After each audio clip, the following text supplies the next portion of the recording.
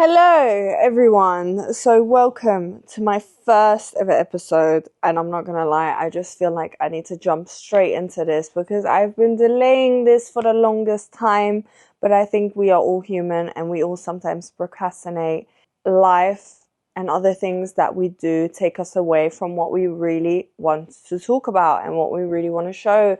And with my social media journey, I've always felt like there wasn't a part of me just putting everything on the table and just really talking about everything and talking about becoming the person I am before actually getting my shit together, which I feel like getting your shit together is still in process. Like, I still haven't gotten everything together, but it's more about I want to show you guys. I want to tell you guys how I became this person and how I actually got my shit together before I actually did get it together, or how I at least pretended to keep going, because I feel like sometimes we just wait for everything to have a perfect timing, but there's never a perfect timing. Like, if you really want to do something, you got to do it now, no matter in what kind of situation you are, no matter where you are. You need to make an action. You need to make a move or a step before you actually have things the way you want. Like, you will look at certain people, right? And when you look at those certain people, like, their life seems lovely and they seem, especially I would say on social media, like a lot of people that we see and that we get influenced by, we genuinely see and feel very motivated. We feel very motivated by them, by the way they have their shit together and by the way they manage everything around that as well. And I feel like sometimes they once upon a time were also in a place where they didn't all have it together, but they still made the steps and they still showed up. And I feel like that's what I'm doing today. I'm showing up for my first episode, my introduction, everything.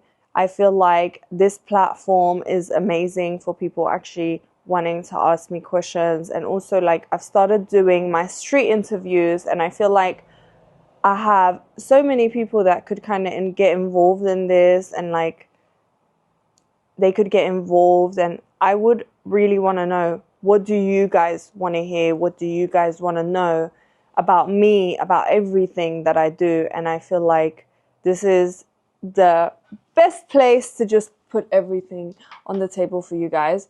Now, I really know that I just came from the gym. I know. And I kept looking for the perfect time as well to start, which is really hard. Like, finding the perfect time to do all of this is not easy.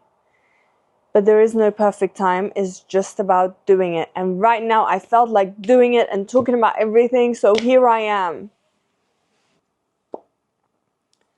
The first time I felt like I had to be perfect was, I think, more so when I started social media. Like, it gave me this idea of like being perfect all the time, having perfection, having standards, doing all of this. And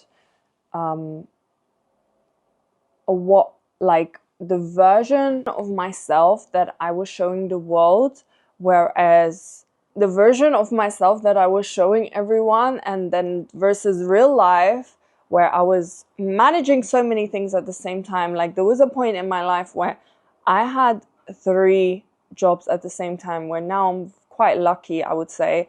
Like, I'm doing mainly my social media, I'm streaming on my platform. It just makes it nice that things can change, but you cannot show you cannot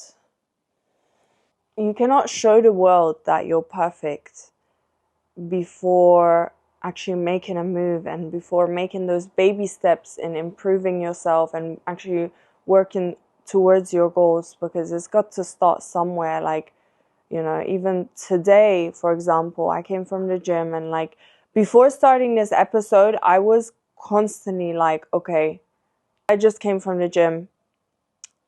I have a shiny forehead. I had no powder puff. And I was like, I can't wait any longer, because tomorrow I might not have this setup, and I just think this is a beautiful setup to do everything in.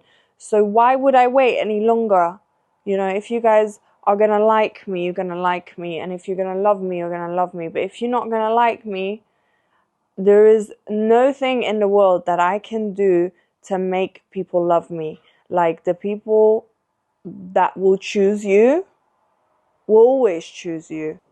A lot of people, especially in my life, they saw the glow up, but they never saw the breakdowns that I had and the breakthroughs.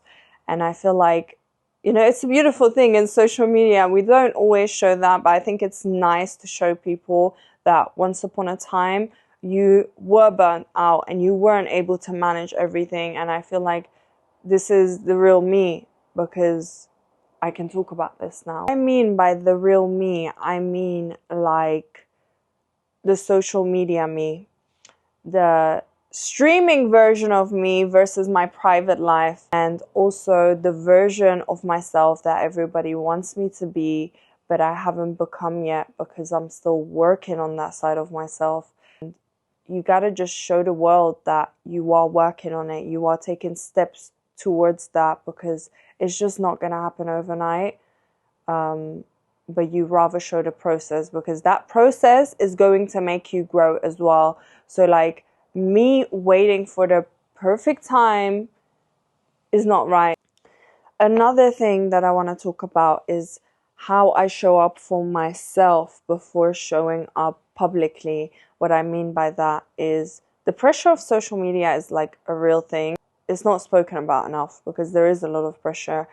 The way I show up for myself is by putting aside all the negativity and doing it for me, because there is always going to be somewhere, somehow, a person that does not like you. There's always going to be more opinions. There is always going to be something else surrounding it.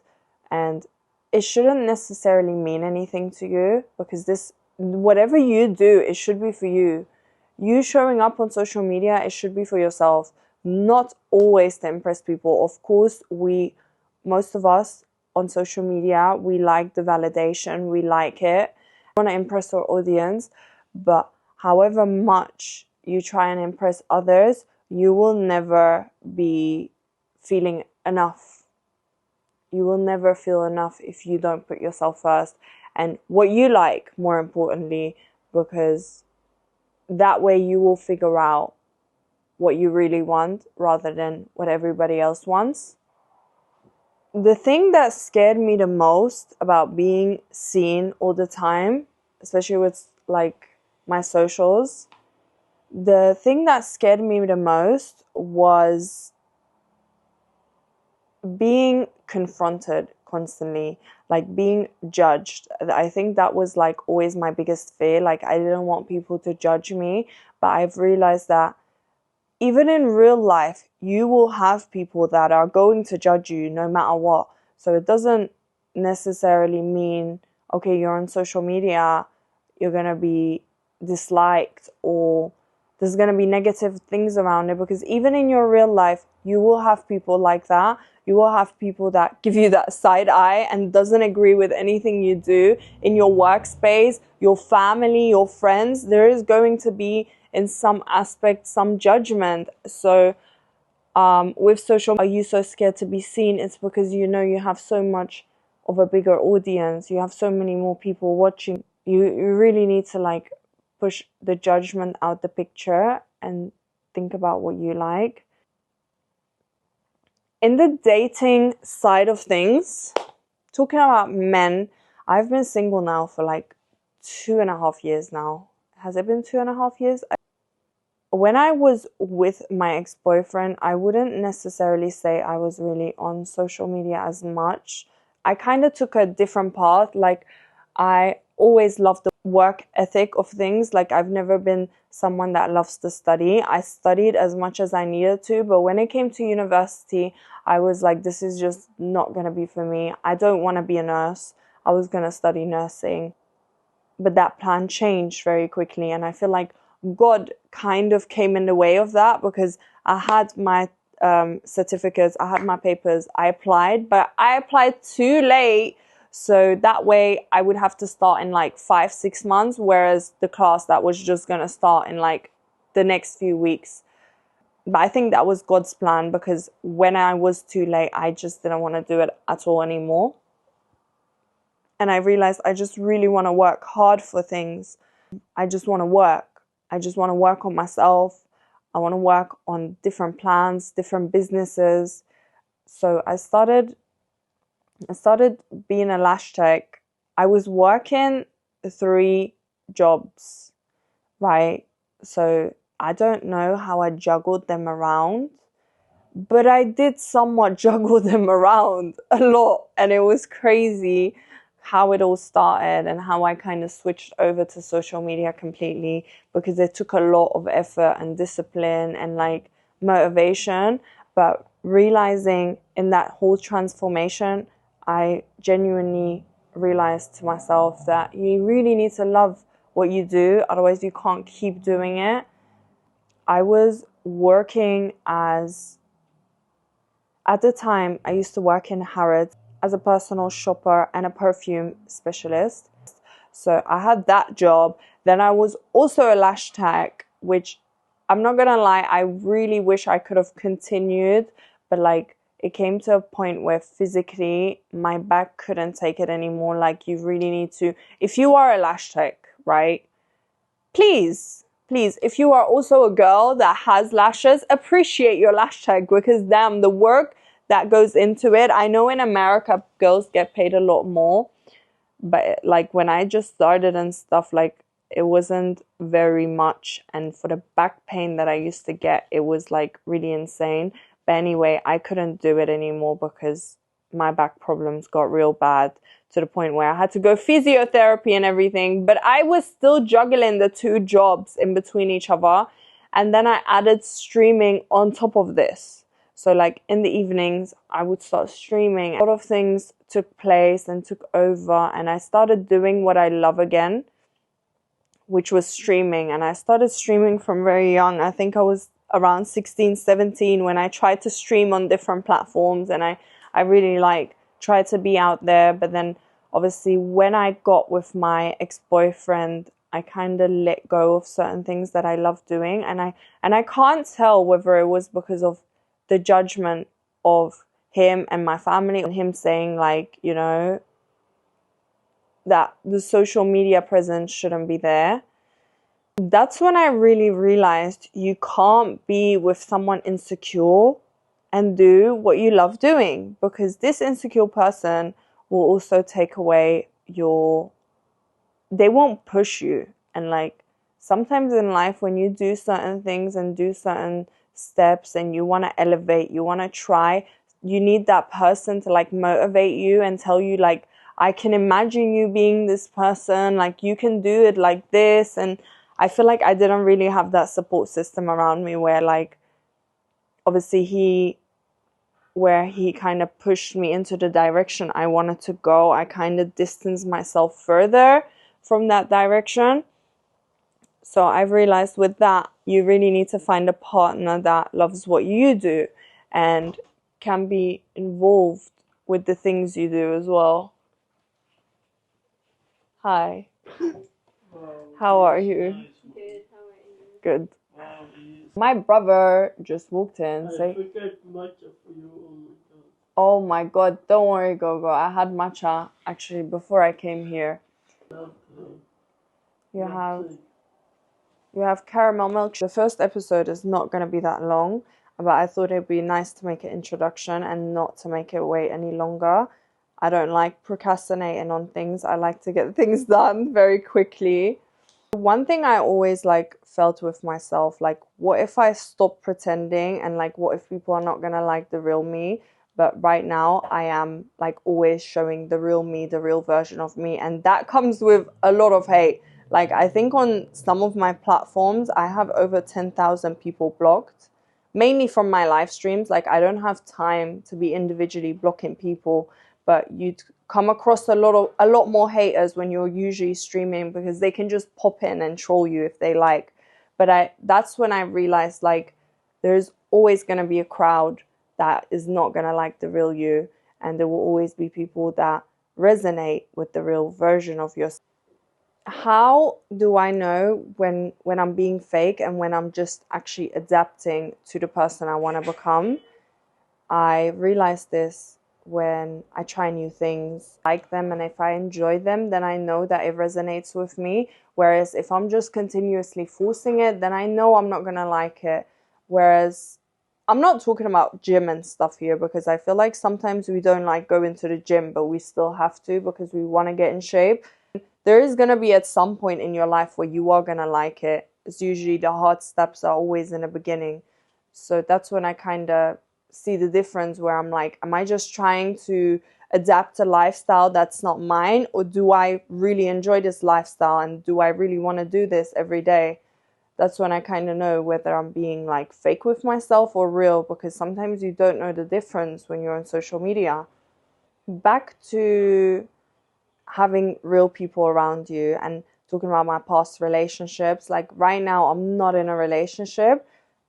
Right now, I'm not in a relationship, but I feel like I feel so blessed, because even when I am talking to someone on a serious level, or whenever I'm around my sister mainly, because everyone else in my family, I would say, is not as supportive. Gogo always is, but it's usually my sister and like the friends around me. They're always very real and grounded with what I do, and like that's really important.